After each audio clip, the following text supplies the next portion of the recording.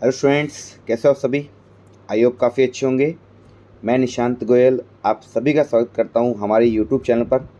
तो आज हम इकोनॉमिक्स की उड़ान लेके आए हैं क्वेश्चन सीरीज पार्ट 4, जिसमें हम इंडियन इकोनॉमी से रिलेटेड सभी इंपॉर्टेंट क्वेश्चंस को कवर अप करेंगे।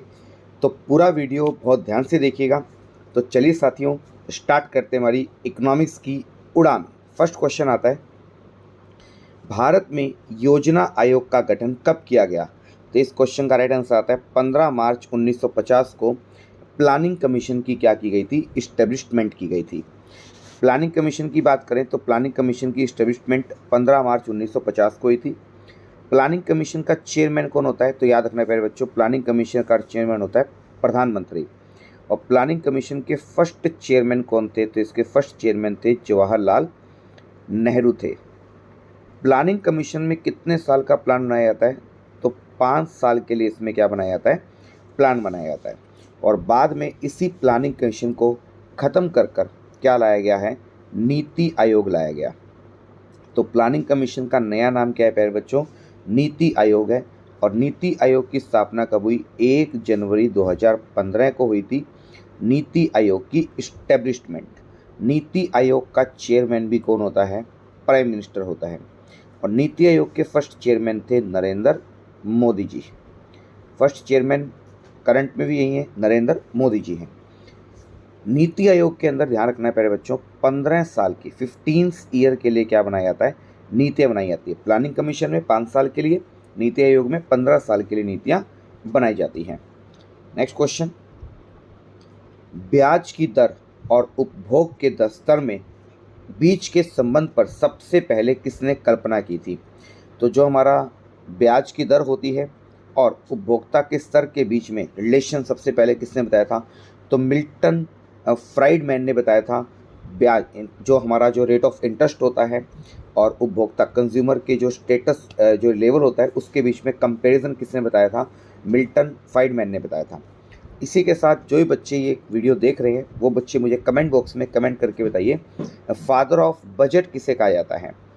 फादर ऑफ बजट याद रखना है प्यारे बच्चों, किसे कहा जाता है ये बताइए मुझे कमेंट बॉक्स में कमेंट करके। भारत में बजट का जनक किसे कहा जाता है। नेक्स्ट क्वेश्चन, संघ सरकार के कर राजस्व में सबसे महत्वपूर्ण स्रोत किसका होता है।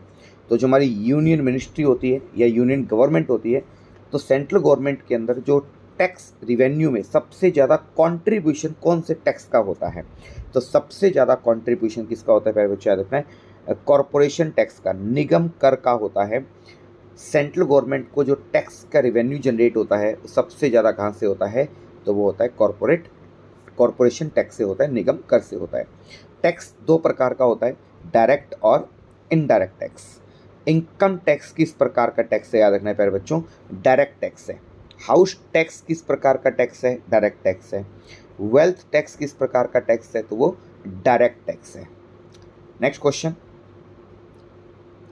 11 यूरोपियन राष्ट्रों में शुरू की गई सांझी मुद्रा को क्या कहते हैं। तो इसका राइट आंसर आता है यूरो। क्वेश्चन है कि 11 यूरोपियन कॉन्टिनेंट के देशों ने मिलकर एक अपनी कॉमन करेंसी डिक्लेयर की और उस करेंसी का नाम क्या है, यूरो। यूरोप के अंदर लगभग 18 देशों की करेंसी क्या है प्यारे बच्चों, याद रखना है यूरो है। यूरोप के अंदर लगभग 18 देश ऐसे हैं जिनकी करेंसी जैसे यूरो है।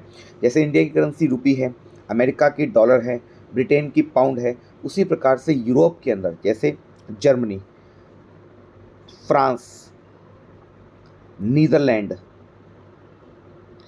इटली, ऑस्ट्रिया,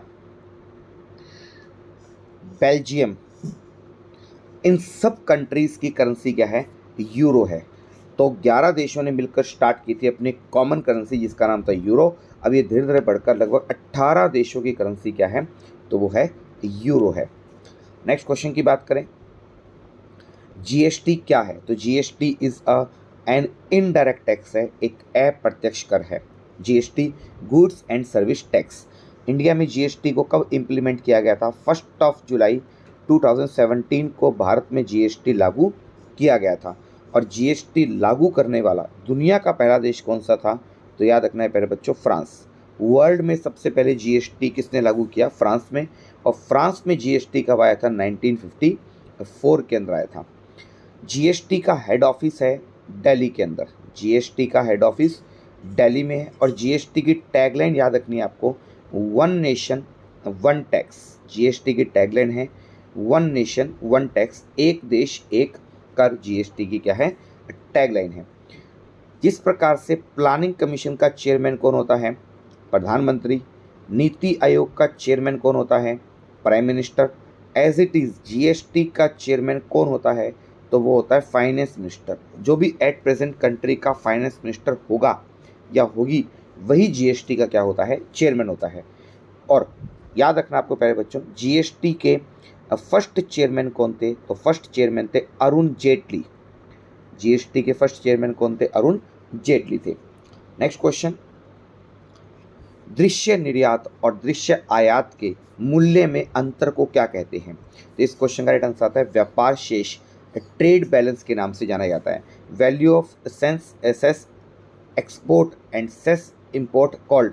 तो इनको क्या कहते हैं?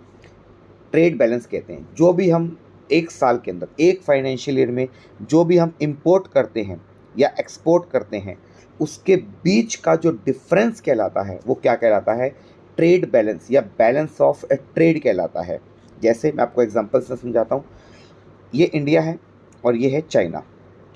इंडिया ने चाइना से 100 रुपये का सामान खरीदा और इंडिया ने चाइना को 25 रुपये का सामान बेचा। 100 रुपये का सामान क्या करा? इंपोर्ट किया और 25 का सामान एक्सपोर्ट कर दिया। तो इनके बीच का डिफरेंस कितना आया? 75 रुपीज़। ये 75 ये हमारा क्या कहलाता है? ट्रेड बैलेंस कहलाता है। ये जिसे हम कहते हैं बैलेंस ऑफ पेमेंट के नाम से भी जाना जाता है। और मोस्टली इंटरनेशनल ट्रेड किस में किया जाता है? डॉलर में किया जाता है। और इंटरनेशनल ट्रेड को रेगुलेट कौन करती है? याद रखना है पहले बच्चों, आरबीआई के द्वारा इंटरनेशनल ट्रेड को रेगुलेट किया जाता है। तो इंपोर्ट और एक्सपोर्ट के बीच के डिफरेंस को क्या कहते हैं? उसे कहते हैं ट्रेड बैलेंस या बैलेंस ऑफ पेमेंट कहा जाता है। नेक्स्ट क्वेश्चन, अचल संपत्ति किस क्षेत्र के अंतर्गत आती है? तो इस क्वेश्चन का राइट आंसर आता है टर्सरी सेक्टर में आती है। रियल एस्टेट, जैसे सेक्टर कितने प्रकार के होते हैं? 3 प्रकार के, प्राइमरी, सेकेंडरी और tertiary. Primary, it is also called agriculture. Secondary, it is also called industrial. And tertiary, it is also called service. तो जो हमारा रियल एस्टेट होता है, हमारा बैंक है, ट्रांसपोर्टेशन है, शॉप है, डॉक्टर है, टीचर है, पार्लर है, होटल्स है, मैनेजमेंट्स है, हॉस्पिटल्स है, ये सब किस में आता है प्यारे बच्चों? याद रखना है टर्सरी सेक्टर के अंदर आता है, तृतीय क्षेत्र के अंदर आता है। नेक्स्ट क्वेश्चन, किस क्षेत्र को सेवा क्षेत्र के नाम से जाना जाता है? अभी आपको बताया मैंने टर्सरी। टर्सरी को हम सर्विस सेक्टर के नाम से भी जानते हैं। नेक्स्ट क्वेश्चन, मानव विकास सूचकांक किसने विकसित किया था? मोस्ट इंपोर्टेंट क्वेश्चन है प्यारे बच्चों। ह्यूमन डेवलपमेंट इंडेक्स, शॉर्ट में से कहते हैं एचडीआई। वर्ल्ड का सबसे बड़ा इंडेक्स कौन सा है? एचडीआई है, ह्यूमन डेवलपमेंट इंडेक्स। और इसे डेवलप किया था या फादर ऑफ एचडीआई किसे कहा जाता है? तो महबूब उल हक को कहा जाता है, मानव विकास सूचकांक का जनक कहा जाता है।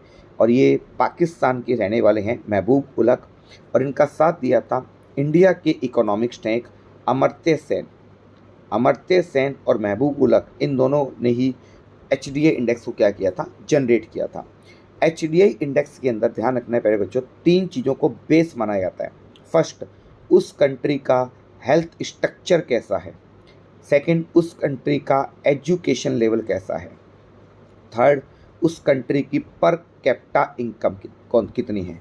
तो एचडीआई इंडेक्स में किन 3 चीज़ों को बेस माना जाता है? हेल्थ या लाइफ एक्सपेक्टेंसी, सेकंड एजुकेशन, शिक्षा का स्तर कैसा है, और थर्ड वहाँ की प्रति व्यक्ति आय या पर कैपिटा इनकम कितनी है। और एचडीआई इंडेक्स जनरेट कौन करती है? इसे हर साल जनरेट करती है यूएनडीपी। यूएनडीपी एक संस्था है, United Nation Development Programme. United Nation Development Programme, इसके द्वारा ही एचडीआई इंडेक्स को जनरेट किया जाता है। यूएनडीपी की इस्टेब्लिशमेंट हुई थी 1965 के अंदर। हेड ऑफिस है इसका न्यूयॉर्क के अंदर है, यूएनडीपी का हेड ऑफिस। आज के लास्ट क्वेश्चन की बात करें, भारत में न्यूनतम मजदूरी अधिनियम किस वर्ष में पहली बार स्वीकृत किया गया था? तो minimum wages act first time adopt किया गया था इंडिया के अंदर 1948 के अंदर। तो जो ही बच्चे वीडियो देख रहे हैं वो मुझे कमेंट बॉक्स में कमेंट करके बताइए कि प्रधानमंत्री जन धन योजना को भारत में कब लागू किया गया? प्रधानमंत्री जन धन योजना को भारत में कब लागू किया गया? तो प्यारे बच्चों, आज की क्लास में आप सबके लिए इतना ही। वीडियो कैसी लगी कमेंट बॉक्स में कमेंट करके जो बताइएगा।